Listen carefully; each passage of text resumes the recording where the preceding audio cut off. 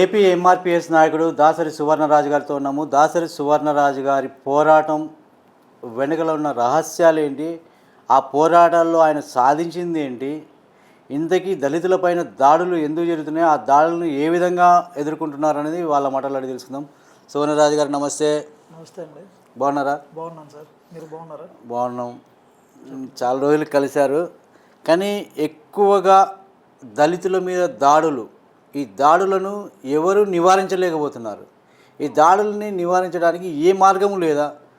గతంలో మీరు కర్నూలులో ఫాస్ట్ ట్రాక్ కోర్టు గురించి పోరాడారు. అవి ఇంతకీ జరుగుతున్నాయా లేదా, అవి అమల్లోకి వస్తాయా రావా ఏంటి అనేది ఏం అర్థం కావడం లేదు. మీ పోరాటాలు మాత్రం కొనసాగుతూనే ఉన్నాయి. అవునండి. దానిపై మీరేమంటారు?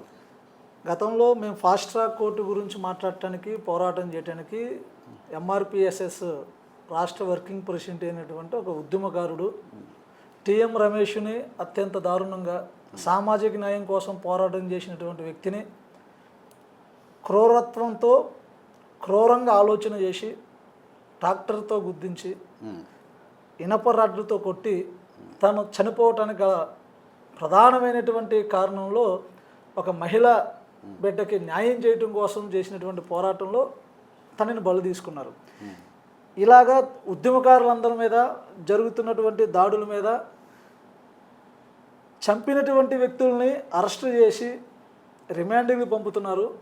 రిమాండ్కి పంపిన తర్వాత రిమాండ్ నుంచి వచ్చి కూడా సాక్షులను భయపెట్టడం, ఇలాంటి రొటీన్గా దళితులను చంపడం, దళితుల మీద దాడులు చేయడం రొటీన్ అయిపోయినాయి. దీనికోసమని ఒక ఉద్యమకారుణ్ణి ఇంత క్రూరంగా చంపిన వ్యక్తులు శిక్ష పడాలి, త్వరగా బాధితులకి న్యాయం జరగాలి.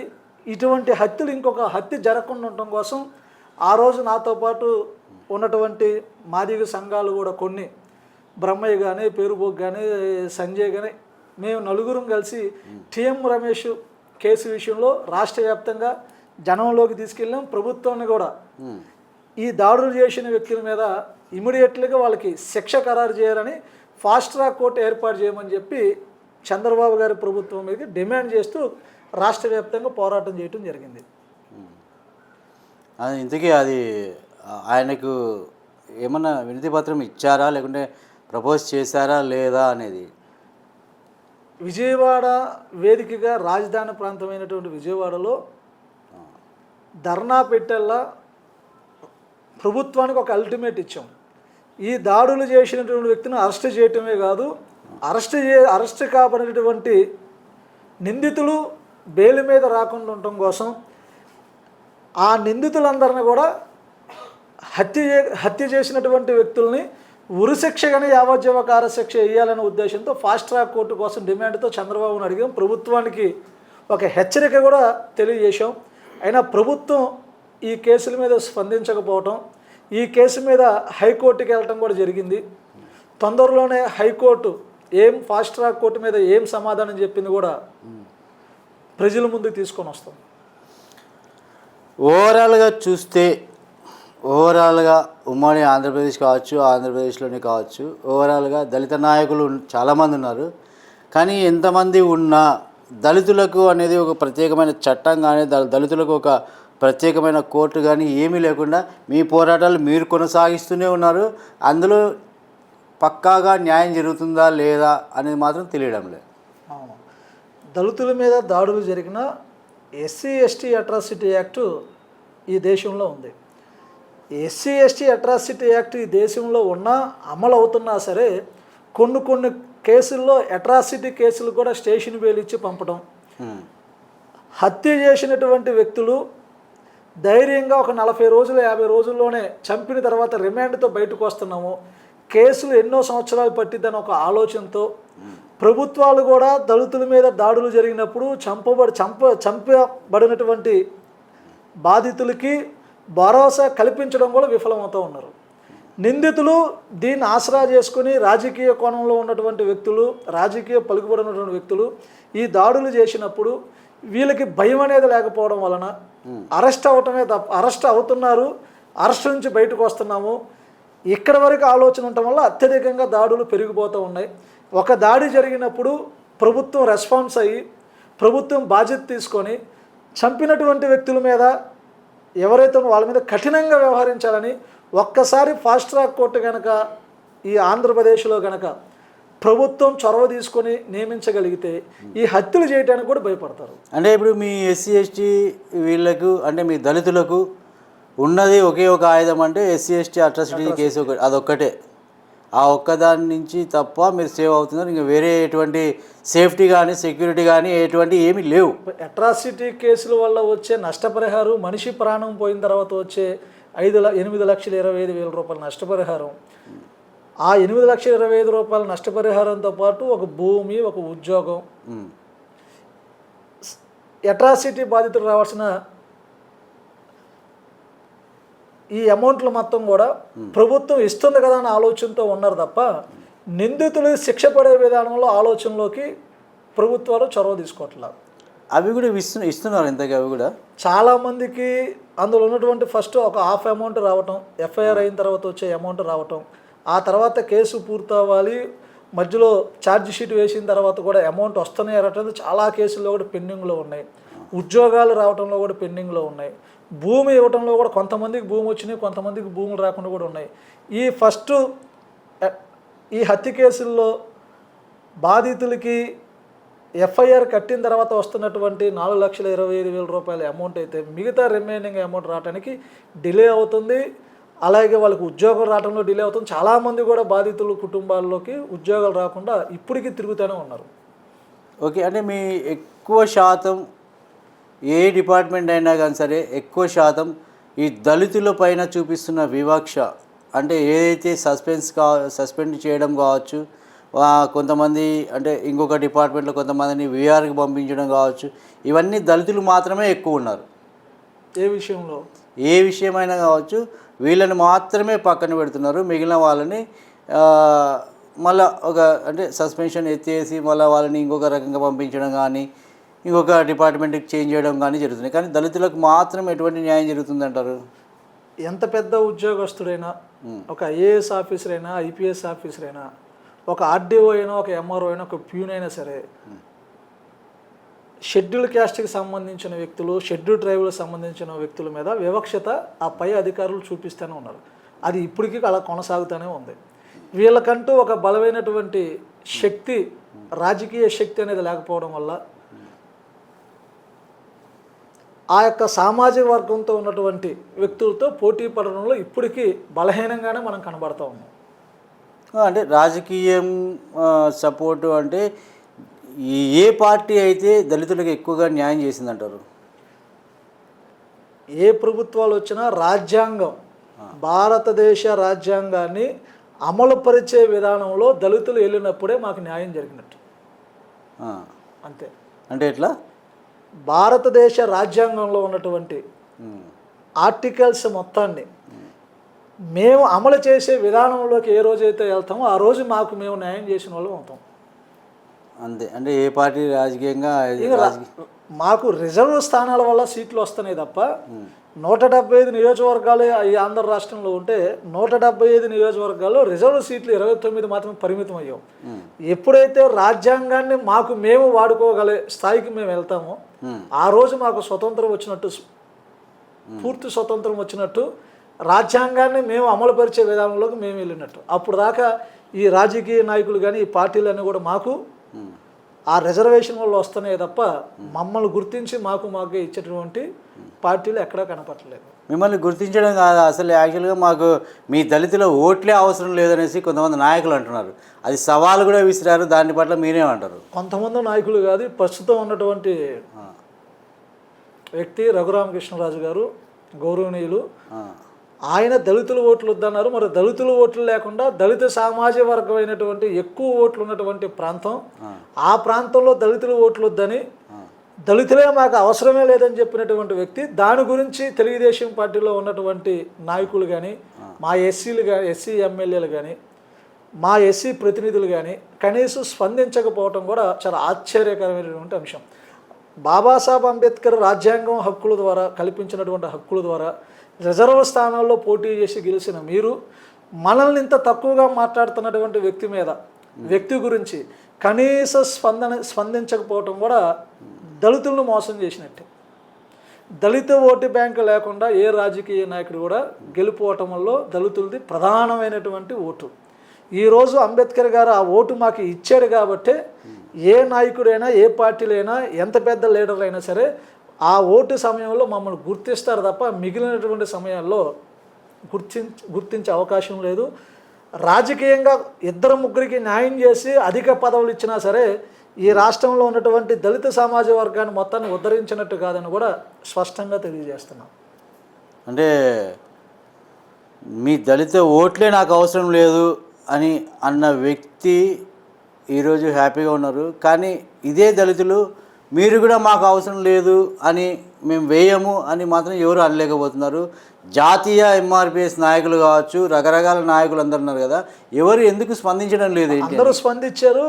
ఆయన ఎవరైతే మాట్లాడారో రఘురామకృష్ణరాజు గారు దళిత ఓటు బ్యాంక్ వద్ద దళితుల ఓట్లే మాకు అవసరం లేదన్నాడు. కానీ కాన్స్టిట్యూషన్ ప్రకారం మా ఓట్లు అవసరం.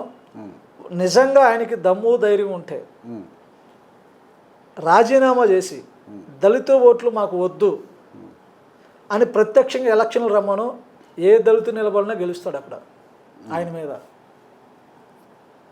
అంటే అంతే పక్కా 100% అంత వివక్షత తీసుకొచ్చారు. అంత కఠినంగా మాట్లాడిన వ్యక్తి. దళితుల్ని ఓటే వద్దన్నటువంటి అంత పెద్ద పదవిలో ఉన్నటువంటి రఘురామకృష్ణరాజు గారు ఒక్కసారి రాజీనామా చేసి మళ్ళీ ప్రత్యక్ష ఎలక్షన్లోకి అడుగు పెడితే దళితులు వర్సెస్ రఘురామకృష్ణరాజు పోటీలో నిలబడితే ఎవరు గెలుస్తారో రాష్ట్ర ప్రజలు చూస్తారు. ఎందుకు ఇంత వివక్షత చూపుతున్నారు అనే దీని మీద, ఈ వివక్షత మీద ఏ నాయకులు కూడా స్పందించడం లేదు. ఏ నాయకులు కూడా ఇటు దళితులకు కావచ్చు ఎవరికి కానీ సపోర్ట్ చేయకోకుండా ఒక అగ్రవర్ణ వాళ్ళకి మాత్రమే సపోర్ట్ చేసినట్టుగా కనబడుతుందంట. అధికారం ఉన్నటువంటి పార్టీలో ఉన్నటువంటి వ్యక్తి ఎమ్మెల్యే.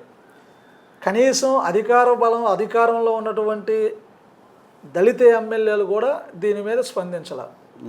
అదే పార్టీలో ఉన్నటువంటి మా దళిత సామాజిక వర్గం కూడా స్పందించాల. మిగిలినటువంటి సంఘాలు దళిత సంఘాలు కొన్ని సంఘాలు వీళ్ళందరూ కూడా ఆయన మీద ఒత్తిడి తీసుకొని వచ్చి మూవ్మెంట్ చేస్తూ వచ్చారు.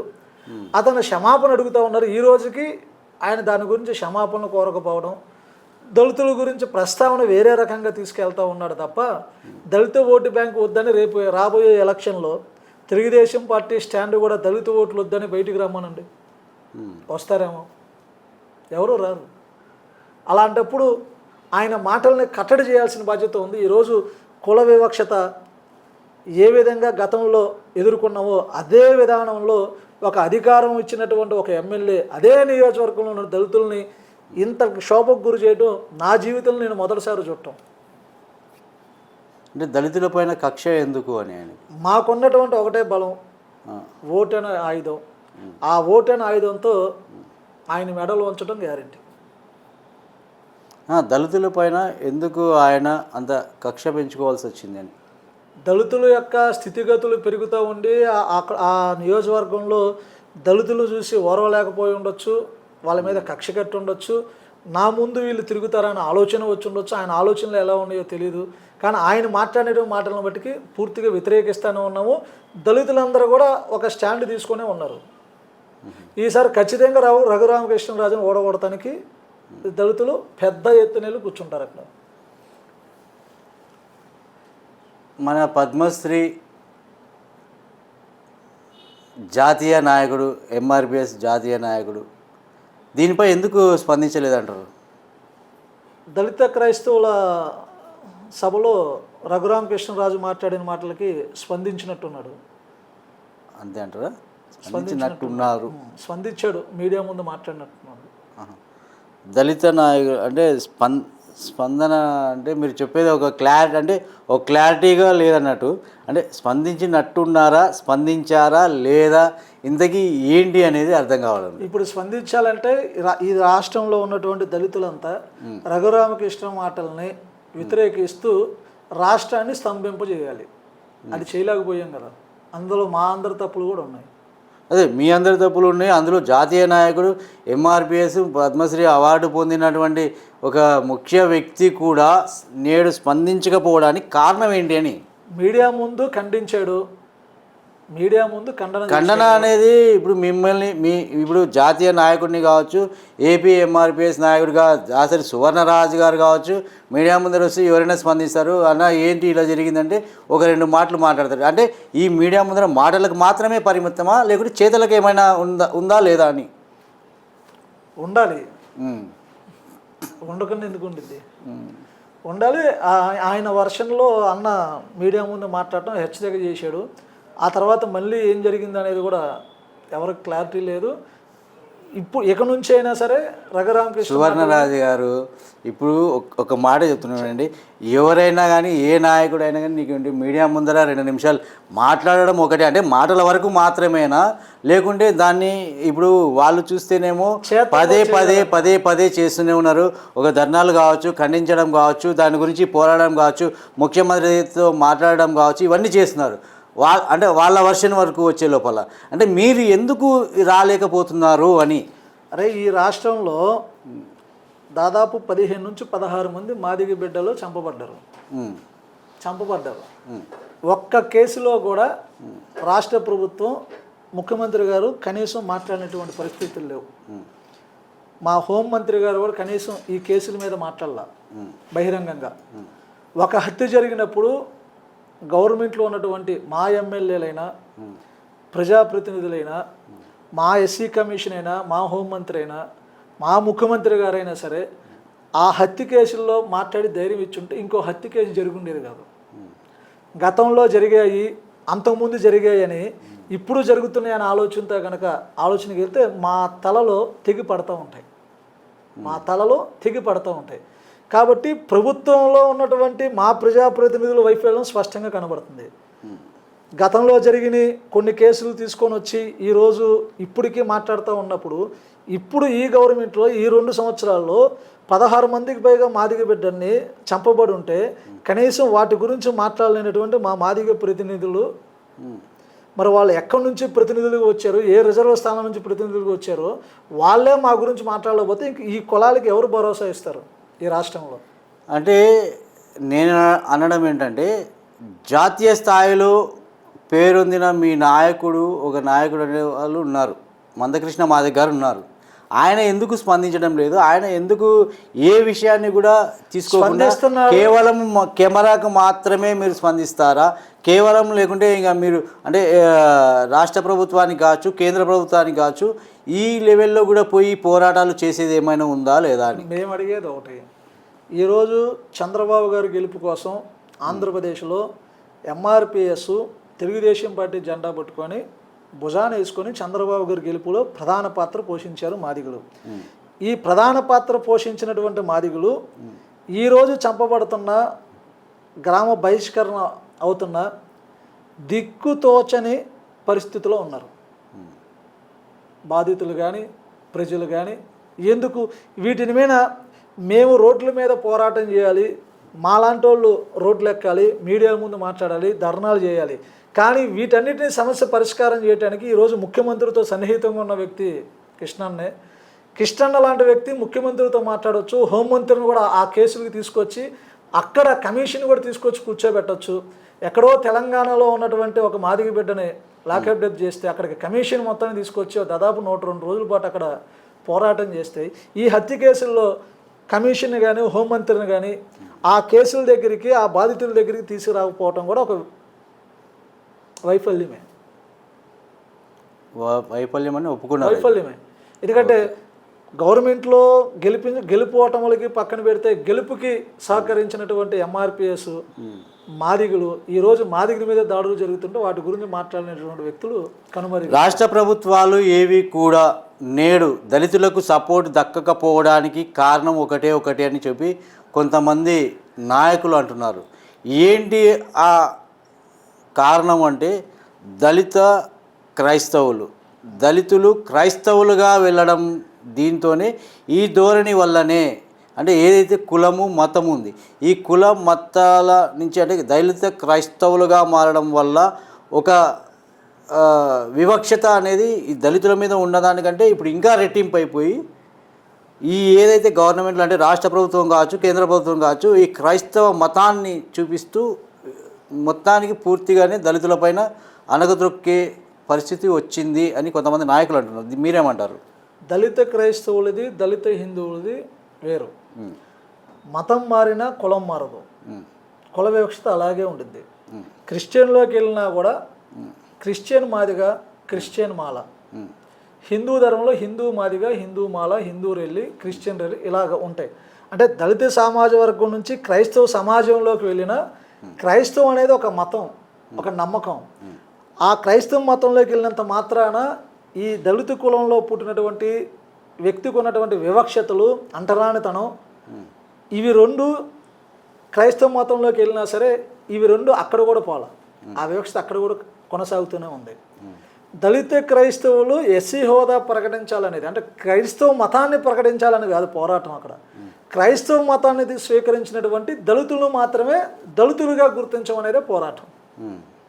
దీన్ని రాజకీయాల కోసం ఎలక్షన్లప్పుడు ఎస్సీ హోదా ప్రకటిస్తానని చెప్పి సెంట్రల్ లెవెల్లో ముందుకు రావటం, ఆ హామీలు ఇవ్వటం, తర్వాత వీటిని గాలి కుదిలేయటం, తర్వాత మళ్ళీ కమిషన్లు వేయటం హోదా కోసం, కమిషన్ ఇచ్చిన రిపోర్టును కూడా స్వీకరించకుండా వాటిని కూడా డస్ట్బిన్లు వేసేసి మళ్ళీ కొత్తగా కమిషన్లు నియమించడం, ఇలాగ పొలాంగ్ చేసుకుంటూ దళిత క్రైస్తవులని ఎస్సీ హోదా ప్రకటించకుండా డిలే చేసుకుంటూ వస్తున్నారు. స్పష్టంగా కనబడుతూ ఉంది.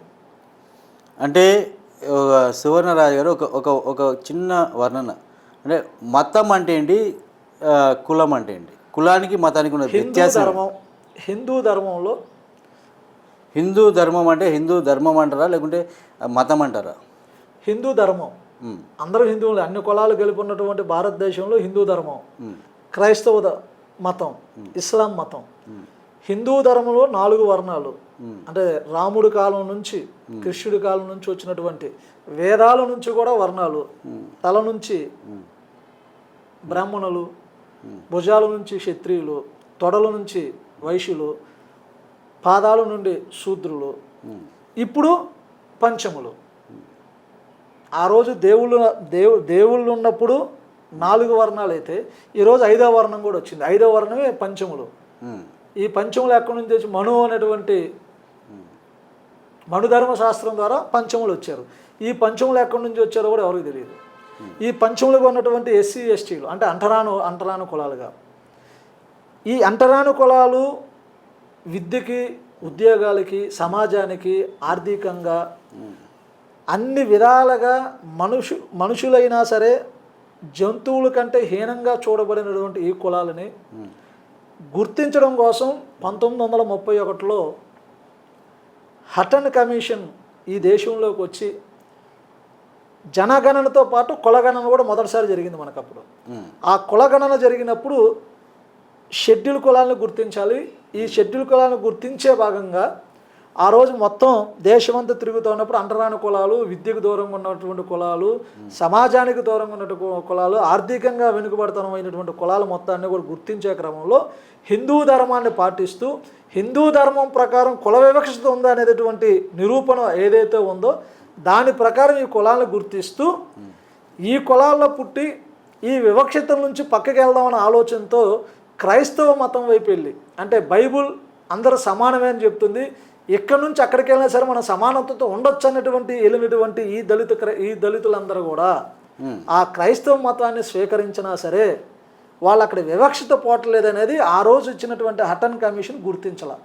ఆ హటన్ కమిషను ఇక్కడ ఈ హిందూ ధర్మంలో వివక్షతలు అవుతున్న ఈ దళితుల మీద, కాబట్టి వీళ్ళు మతం మారినటువంటి ఎవరైతే క్రైస్తవులు ఉన్నారో, క్రైస్తవ మతంలోకి వెళ్ళిన దళితులు ఉన్నారో, ఈ దళితులందరూ కూడా మతం మారిన వెంటనే కుల వివక్షత పోయింది అన్నటువంటి ఆలోచనకు వచ్చారు మత గ్రంథాల ద్వారా. ఇస్లాం మతంలోకి వెళ్ళినటువంటి దళితులు కూడా ఇస్లాం మతంలో కూడా అందరూ సమానమే అని చెప్పారు. కాబట్టి ఈ సమానత్వం ఈ వివక్షత నుంచి అక్కడికి వెళ్ళడం వలన అక్కడ సమానంగా వీళ్ళు ఉన్నారన్న ఆలోచనకు వచ్చి వాళ్ళని ఆంగ్లో ఇండియన్ క్రిస్టియన్స్ కింద వాళ్ళని చేరుస్తూ మిగిలిన ఇస్లాంలోకి మారుస్తూ దళిత అంటరాని కులాలుగా ఉన్నటువంటి వీళ్ళందరూ కూడా హిందూ ధర్మాన్ని పాటించే వాళ్ళు మాత్రమే షెడ్యూల్ కులాల కింద డిప్రెసెస్ క్లాసెస్ కింద గుర్తించారు. 1931లో పెట్టి 1933కి రిపోర్ట్ ఇవ్వటం, అప్పుడు భారతదేశ చట్టం మనకు రావటం, 1935లో భారతదేశ చట్టం రావటం. ఈ చట్టం క్రమంలో కూడా దళితులు కూడా రాజకీయంగా పోటీ చేయాలన్నటువంటి పోరాటాన్ని తీసుకొచ్చినటువంటి అంబేద్కర్ గారి దయ వల్ల కమ్యూనల్ అవార్డు రావటం, అక్కడ నుంచి రిజర్వ్ సీట్లకు పరిమితం అవటం, గాంధీ గారు అంబేద్కర్ గారి మధ్య జరిగినటువంటి ఒప్పందంతో, పూనా ఒడంబడిక ఒప్పందంతో అక్కడ నుంచి మనకు మొట్టమొదటిసారిగా 1937లో ఎలక్షన్ జరగటం. అంతకుముందు జరిగినటువంటి ఎలక్షన్లో ఏ ఒక్క దళితుడు కూడా ఓటు కాదు కదా, కనీసం పోటీ చేయడానికి కూడా ఎవరూ లేవు. 1937లో జరిగే ఎలక్షన్ల కోసం షెడ్యూల్ కులాన్ని గుర్తించాలి కాబట్టి మళ్ళీ 1935లో ఉన్నటువంటి ప్రభుత్వ చట్టాన్ని గుర్తించే భాగంగా షెడ్యూల్ కులాన్ని తీసుకురావడం కోసం 1936లో షెడ్యూల్ కులాన్ని గుర్తించాల్సిన విషయంలో హటన్ ఇచ్చిన కమిషన్ తీసుకొచ్చి 1936 చట్టంలో కలిపారు. ఆ హటన్ కమిషన్ ఏం చెప్పింది, హిందూ ధర్మాన్ని పాటిస్తున్నటువంటి అంటరాని కులాలు, విద్యకు అన్ని సౌకర్యాలకు దూరం ఉన్నటువంటి కులాలు ఏమున్నాయో ఈ కులాలని షెడ్యూల్ కుల డిప్రెషన్ క్లాస్ కింద పెట్టడం, ఇది మారినటువంటి వ్యక్తులనేమో క్రైస్తవుల కింద వాళ్ళకి చేర్చడం, ఇస్లాం మతంలోకి వెళ్ళిన వాళ్ళని చేర్చడం, ఇదే కాపీని తీసుకొచ్చి 1936లో బ్రిటిష్ ప్రభుత్వం పెట్టడం జరిగింది.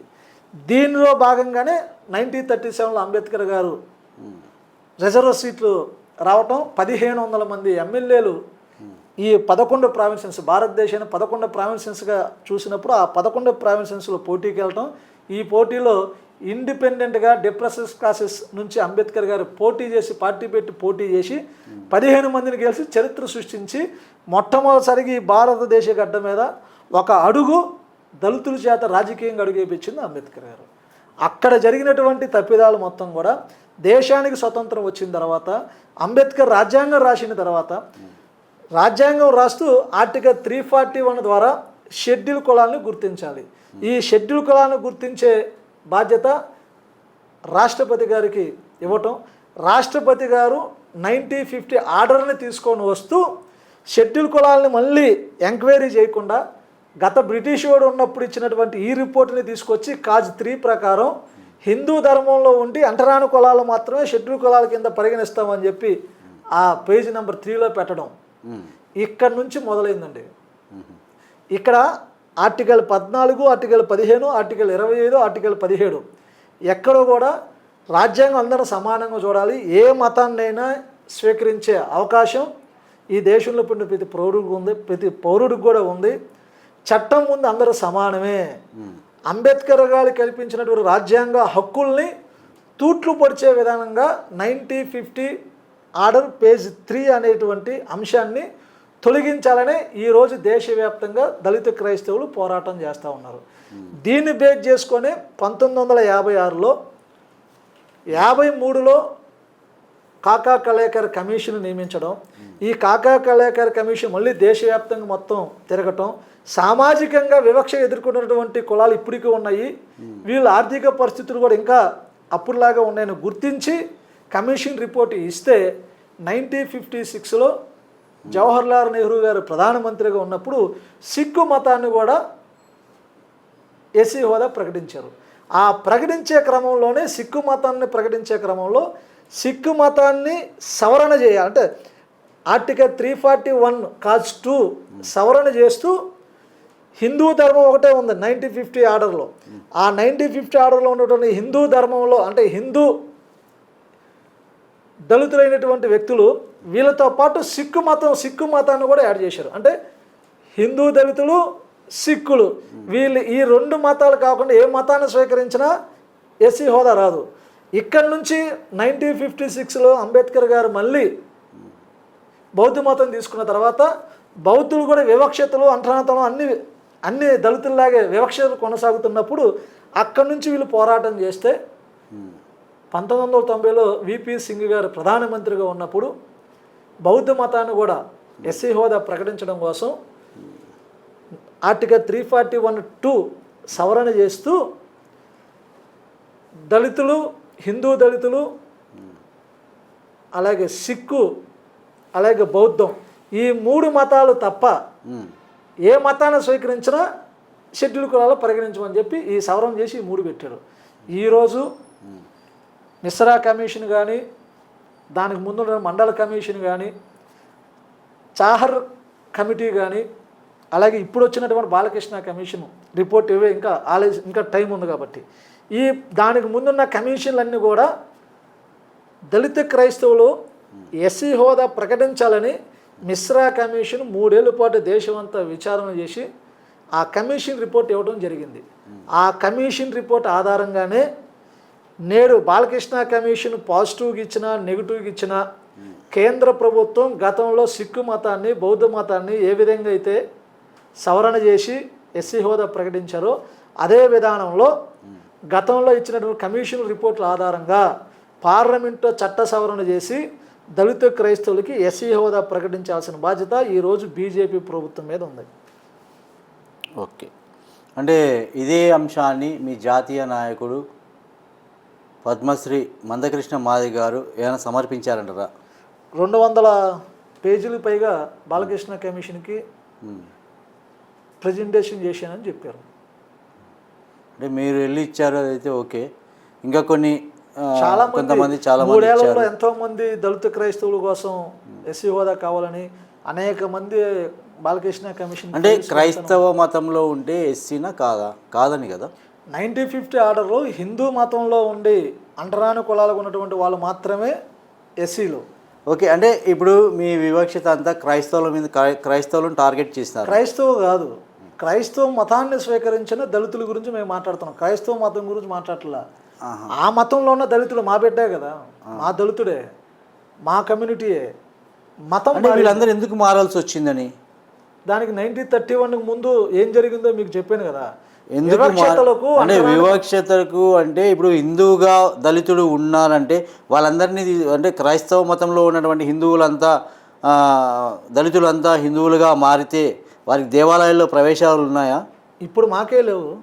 ఇక్కడ దేవాలయాల గురించి కాదు, మతం గురించి కాదు. మతాన్ని ఏ మతం అంటే ఏంటి? మేము హక్కులు ఎస్సీలకు రావాల్సినటువంటి హక్కులు దళిత క్రైస్తవులు ఉన్నటువంటి వ్యక్తులకి దక్కటం లేదు కాబట్టి వాళ్ళు ఇంకా తక్కువైపోతున్నారు అనేదే మా వాదన.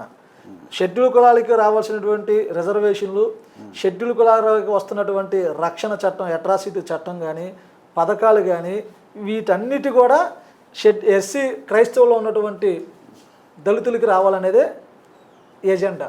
అంటే మతం అంటే నమ్మకమా లేకుంటే అదొక ఎవరిష్టం వాళ్ళది. మతం అనేది ఏ మతాన్నైనా ఎవరైనా స్వీకరించవచ్చు. ఇప్పుడు నేను చర్చికి వెళ్తాను, గుడికి వెళ్తాను, అన్ని చోట్లకి వెళ్తాం. అది నా ఇష్ట ప్రకారం వెళ్తా. నేను ఏ దేవుడినైనా మొక్కుకొని వస్తా. అది మొక్కడం వరకు నా అంతరాత్మ, నా ఆత్మగౌరవాన్ని బట్టి నేను వెళ్తా. అది నాకు రాజ్యాంగం ఇచ్చిన హక్కు. మరి దానికి మతానికి కులానికి బలవంతపు మత ప్రచారం చేయడం అనేది చట్టం ప్రకారం నేరం. అది ఏ మతమైనా సరే, ఏదైనా సరే బలవంతం మత మార్పిడి చేస్తే తప్పు.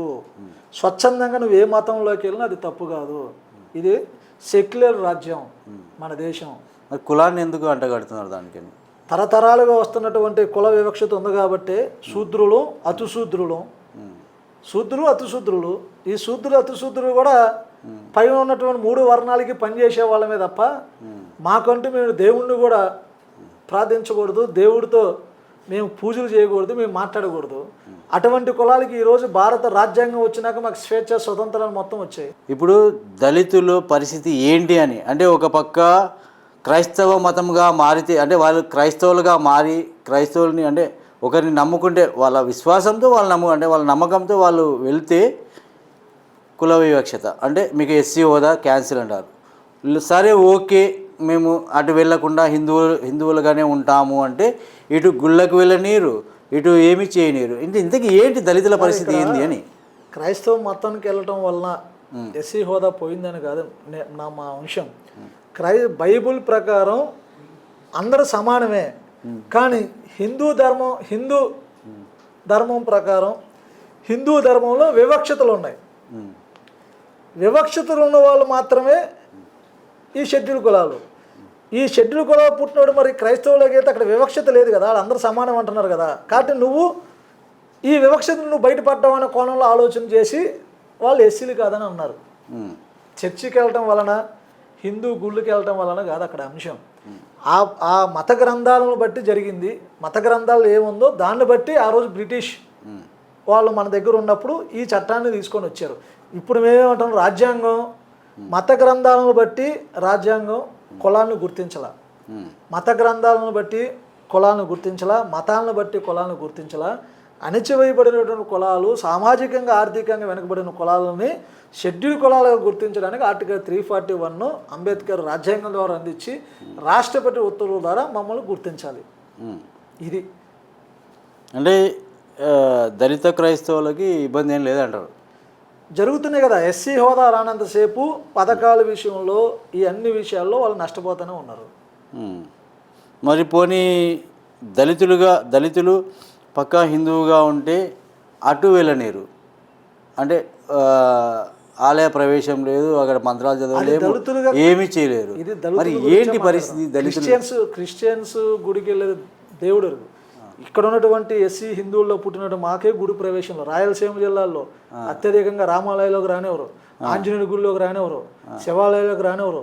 వాటి మీద పోరాటం చేస్తూ ఉంటే రాజ్యాంగం ఇచ్చిన హక్కుతో కేసులు కట్టినప్పుడు లాండ్ ఆర్డర్ రెవెన్యూ డిపార్ట్మెంట్ వాళ్ళు వచ్చి ఆ గుడుల్లోకి తీసుకెళ్ళి వాళ్ళ మీద కేసులు కట్టివ్వడం జరుగుతూ ఉన్నాయి.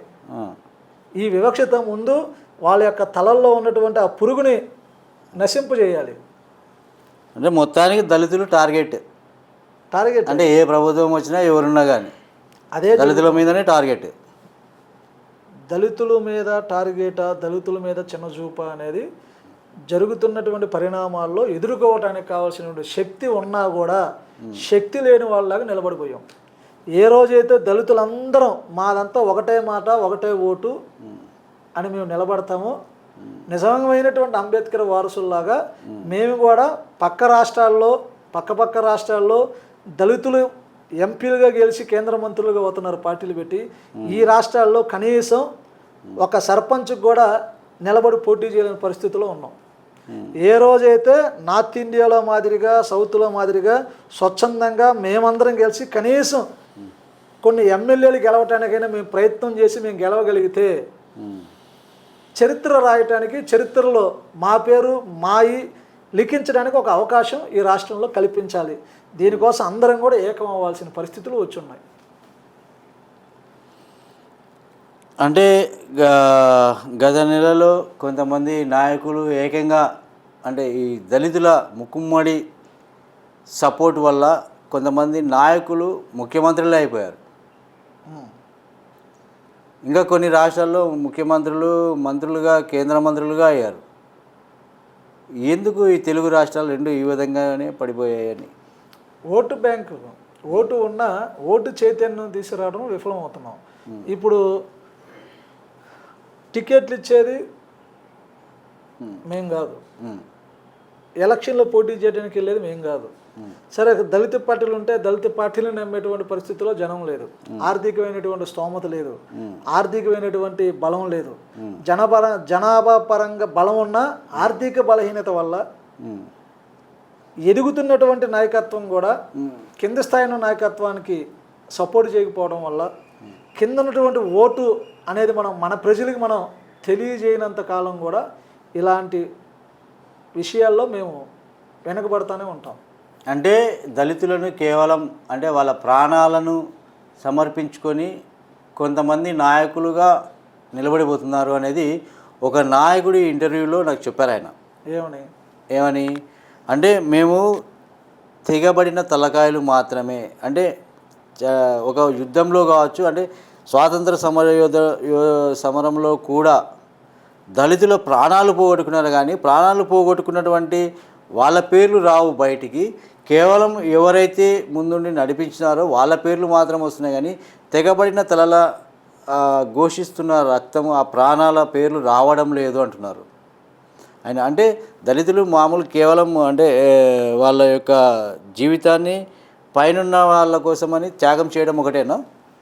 ప్రస్తుతం ఈ 2 ఏళ్ల పాలనలో, కూటమి ప్రభుత్వం పాలనలో మునిపెన్నులు లేని విధంగా చెప్పగిరి లక్ష్మీనారాయణ కూడా ఒక ఉద్యమకారుడు క్రూరంగా చంపారు. చంపిన వాళ్ళు ఈ రోజుకి కారుల్లో తిరుగుతున్నారు, సెటిల్మెంట్లు చేసుకుంటూ తిరుగుతూ ఉన్నారు బెయిల్ మీద బయటకు వచ్చి. దాని తర్వాత జానకమ్మ ఒక మహిళ అర్ధరాత్రి 11-12కి అత్యంత దారుణంగా బలవంతంగా ఆమె మీద అఘాయిత్యం చేసి టవల్తో చంపేశాడు. గోవిందమ్మ ప్రభుత్వం ఇచ్చిన స్థలం, ఆమె స్థలాన్ని కబ్జా చేశారని, ఆ స్థలం కాపాడుకుంటానికి వెళ్ళినటువంటి గోవిందమ్మని అత్యంత దారుణంగా ట్రాక్టర్తో గుద్దిచ్చి అందరూ చూస్తున్నా కానీ చంపేశారు. తర్వాత టీఎం రమేష్ కేసు కూడా ఒక ఉద్యమకారుడు, బలమైనటువంటి నాయకుడు. ఆ నాయకుడిని కూడా ట్రాక్టర్తో గుద్దిచ్చి అతన్ని కూడా రాడ్డుతో కొట్టి చంపేశారు. దీని తర్వాత మందా సాల్మాన్ అనేటువంటి ఒక పల్నాడు జిల్లాలో 2 ఏళ్ళు పార్టీ తెలుగు కూటమి ప్రభుత్వం వచ్చినాక 2 ఏళ్ళు భయంతోనో దేంతోనో అతను అక్కడి నుంచి వెళ్ళిపోతే భారీగా బాగాలేదని చెప్పి తిరిగి ఇంటికి వస్తే తెల్లవారుజామున మా ఎస్సీ వాళ్ళ చేత కొట్టించి రాజకీయ ఒత్తిడితో తల మీద కొట్టించి అతను చంపేశారు. బలవంతంగా మరణం, ఆత్మహత్య చేసుకునేటట్టు ప్రేరేపించి శ్రీనివాస్ అనేటువంటి ఒక మాదిగ బిడ్డ ప్రకాశం జిల్లాలో బలవంత మరణం చేసుకొని చనిపోయాడు. వీటికంటే ముందు వీటి తర్వాత మళ్ళీ అదే కర్నూలు జిల్లాలో నిన్న కాక మొన్న విజయభాస్కర్ అనేటువంటి ఒక మాదిగ బిడ్డని అక్రమ సంబంధం పేరు మీద తను ప్రేమించిన అమ్మాయి ఫోన్ చేసి పిలిపించి పాడుపడిపోయినటువంటి బంగ్లాలో శవమై తేలితే ఆర్టిస్ట్లోకి వచ్చి చనిపోయారని చెప్పి ఆ కేసును అక్కడితో పెట్టేశారు. కడప జిల్లాలో బ్రహ్మంగారి మఠంలో సతీష్ ఓబులేస్ అనేటువంటి 2 మాదిగ పిల్లలు చెరువులో పడి శవమై తేలారు. ఇది వీళ్ళకి వీళ్ళే చనిపోయారనేటట్టు ఆ కేసు ఏమైందో కూడా ఇప్పటికీ తెలియదు. ఇన్ని కేసులు జరుగుతున్నాయి, కొన్ని గ్రామాల్లో విలువయ్యబడుతున్నాయి గ్రామాల్లో. అలాగే ఒక వార్డు మెంబర్గా ఉన్నటువంటి సంజయ్, కార్పొరేటర్గా ఉన్నటువంటి సంజయ్ని అత్యంత దారుణంగా నడు రోడ్డు మీద నరికి చంపేశారు. ఇంటి దగ్గర నుంచి బయటికి రాగానే మందు తాగుతున్నటువంటి వ్యక్తి వాటర్ బాటిల్ తీసుకురా అంటే వాటర్ బాటిల్ తీసుకురాదని పగబెట్టుకొని ఇంటి దగ్గరికి వచ్చి బయటికి లాక్కొచ్చి రాజేష్ అనేటువంటి ఒక బిడ్డని కత్తితో తల మీద నరికి చంపేశారు. ఓకే, ఇన్ని హత్యలు ఈ రాష్ట్రంలో జరుగుతుంటే ఏ హత్యలు జరగట్లేదు, ఏ దాడులు జరగట్లేదు, దళితులకి న్యాయం జరుగుతుంది అనేటువంటి ఆలోచనతో మాట్లాడుతున్నటువంటి మా నాయకత్వం, దళిత నాయకులు కానీ పార్టీలో ఉన్నటువంటి నాయకులు కానీ తల వంచుకునే పరిస్థితి వచ్చింది. ఒక్క కుటుంబానికి భరోసా ఇవ్వలేకపోయాం, ఒక్క కుటుంబానికి ధైర్యాన్ని ఇవ్వలేకపోతున్నాం. ఈ హత్యల నుంచి అరికట్టడానికి ప్రభుత్వం ఏ చొరవ తీసుకుందో కూడా తెలియని పరిస్థితుల్లో ఉన్నారు. డిమాండ్లు చేస్తున్నాం, పోరాడుతున్నాం, పోరాడే వాళ్ళని ప్రాణాలు పోగొట్టుకుంటున్నాం. మాదిగ హోంమంత్రి, ఎస్సీ కమిషన్, మాదిగ ఎమ్మెల్యేలు ఈ దాడులు జరిగినప్పుడు ఒక కమ్మ వ్యక్తిని ఒక కాపు వ్యక్తి చంపితే వెంటనే ఆ కుటుంబాన్ని పరామర్శించడానికి వెళ్ళినటువంటి ప్రభుత్వ యంత్రాంగం ఇంక్లూడింగ్ మా హోంమంత్రితో సహా వెళ్ళి వాళ్ళకి ₹1 ప్రకటిస్తానంటాం, భూమి కల్పించడం, ఉద్యోగం కల్పించడం చేసి వాళ్ళకి ఆ కమ్యూనిటీ ఒక బలాన్ని ఇస్తే మన ఓటేసి మన జెండా పెట్టి మనం ఓటేసి మనం గెలిపించినటువంటి తెలుగుదేశం పార్టీలో ఉన్నటువంటి మాదిగల్ని, ఈ మాదిగల పట్ల ఇన్ని హత్యలు, ఇంత క్రూరమైనటువంటి దాడులు జరుగుతూ ఉంటే స్పందించడం మానేసి, వీళ్ళకి భరోసా ఇవ్వడం మానేసి, ఎప్పుడో గతంలో జరిగినటువంటి 2-3 హత్యల్ని హైలైట్ చేసుకుంటూ ఇప్పటికీ తిరుగుతూ ఉన్నటువంటి నాయకత్వంలో ఈరోజు ఈ రాష్ట్రంలో ఇన్ని హత్యలు జరిగితే మాట్లాడినటువంటి పరిస్థితుల్లో ఉన్నటువంటి ఈ కూటమి ప్రభుత్వం ఉన్నటువంటి ఎమ్మెల్యేలు కానీ దళిత ప్రజాప్రతినిధులు కానీ సిగ్గుతో తలంచుకోవాలి. మేము అడిగేది మా ప్రాణాలకు రక్షణ కల్పించమని, ఏ రాజకీయం కోసం కాదు, ఏ రాజకీయ ఓటు బ్యాంకు కోసం కాదు. గతంలో జరిగినప్పుడు రోడ్డు మీద ఎక్కి పోరాటం చేశాం, అంతకుముందు జరిగినప్పుడు రోడ్డు మీద ఎక్కి పోరాటాలు చేశాం. మా బతుకులు, మా జీవితాంతం ఈ రోడ్ల మీద ఎక్కి పోరాటం చేయడమే తప్ప మా ఓట్లతో మా రిజర్వ్ స్థానంలో గెలిచినటువంటి మా ఎమ్మెల్యేలు ఖచ్చితంగా ఇప్పుడు ఉన్నటువంటి ప్రభుత్వంలో ఈ కేసుల మీద మాట్లాడాల్సిన అవసరం ఉంది. మా బిడ్డలకి భరోసా కల్పించడానికి ముఖ్యమంత్రి గారు కూడా చొరవ తీసుకోవాలి. ఈ కేసుల గురించి మాట్లాడలేదు కాబట్టే మా మీద వన్ బై వన్ కేసులు జరుగుతూనే ఉన్నాయి. నిన్న కాక మొన్న శ్రీకాకుళంలో ఒక వ్యక్తి చంపబడ్డారు. సుబ్రహ్మణ్యం అనేటువంటి వ్యక్తి రాజమండ్రిలో చనిపోయాడు. పశ్చిమ గోదావరి జిల్లాలో 2 చనిపోయారు. కావల్లో దారుణంగా కొట్టి 2 దళితులను కొట్టి 1 బావిలో పడేస్తే ఒక వ్యక్తి బావిలో పడి చనిపోయాడు. దాదాపు 16 కేసులు ప్రస్తుతం జరిగినాయి. ఇన్ని కేసుల్లో ఎందుకు స్పందించడం లేదు? ప్రభుత్వం పూర్తి స్థాయిలో దళితుల్ని రక్షించడంలో చంద్రబాబు గారి ప్రభుత్వం ఫెయిల్యూర్ అయింది. ఓకే, అంటే ఏపీలో పోరాడడానికి ఏపీ ఎంఆర్పిఎస్ నాయకుడు దాసరి సువర్ణరాజు గారు మాత్రమే ఉన్నారా? అంటే జాతీయ నాయకులు ఎంఆర్పిఎస్ నాయకులు లేరా? అంటే ఎంఆర్పిఎస్ నాయకుడు కూడా ఒక దళితుడే కదా. అంటే పద్మశ్రీ అవార్డు తీసుకొని ఒక ఉన్నతమైన స్థానంలో ఉండి అంటే జాతీయ నేషనల్ లెవెల్లో పేరుగాంచినటువంటి నాయకుడు ఎందుకు స్పందించడం లేదు? ఎందుకు ఇదే ఏపీ ఎంఆర్పిఎస్ నాయకులు కావచ్చు, అదే వాళ్ళ తోటి దళితులకు కూడా ఎందుకు సహకరించడం లేదు? ఎందుకు ఆయన స్పందించడం లేదు? మందాకృష్ణ గారికి ఒకటే విజ్ఞప్తి, విన్నపం.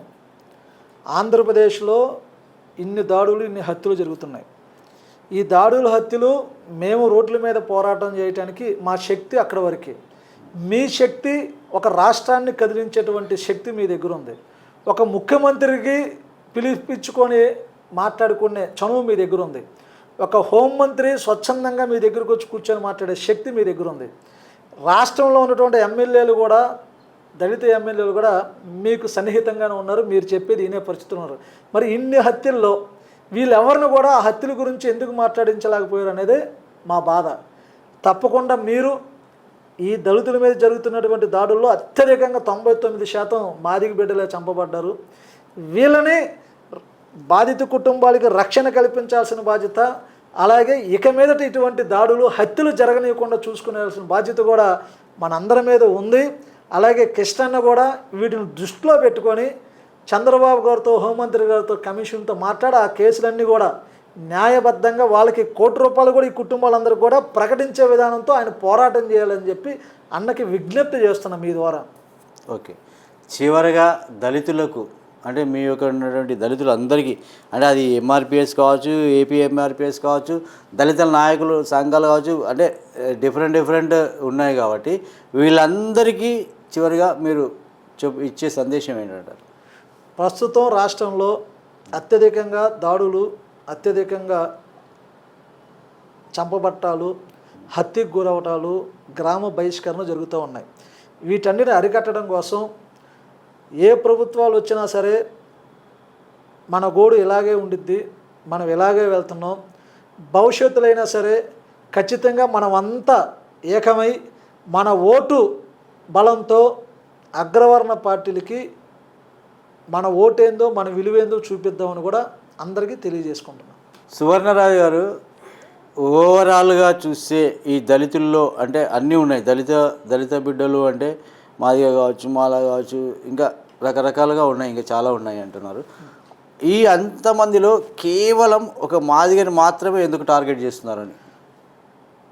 ప్రభుత్వానికి ఈరోజు అనుకూలంగా ఉన్నామని చెప్పి ఒక జెండాని ఇంకో జెండా మోస్తూ గెలిపించినటువంటి చంద్రబాబు గారిని మరి ఇన్ని హత్యలు జరుగుతున్నా కూడా, టార్గెట్గా చేసి చంపుతున్నా కూడా ప్రభుత్వాలు స్పందించలేదు కాబట్టే దాడులు చేసే వాళ్ళకి భయం అనేది లేకుండా పోయింది. అంటే ఈ మాదిగని మాత్రమే, అంటే మాలా ఉన్నారు, ఇంకా రకరకాల వాళ్ళు ఉన్నారు కదా, వాళ్ళ మీద జరగడం లేదు, కేవలం ఓన్లీ వీళ్ళకి మాత్రమే. అంటే వీళ్ళని ఏం చేసినా ఈరోజు అడిగేవాళ్ళు ఉండరు, లేదంటే ప్రభుత్వానికి అనుకూలంగా ఉన్నారు, ప్రభుత్వం ఉన్న వాళ్ళే చంపుతూ ఉంటే వాళ్ళ ఆలోచన అలా ఉండొచ్చు.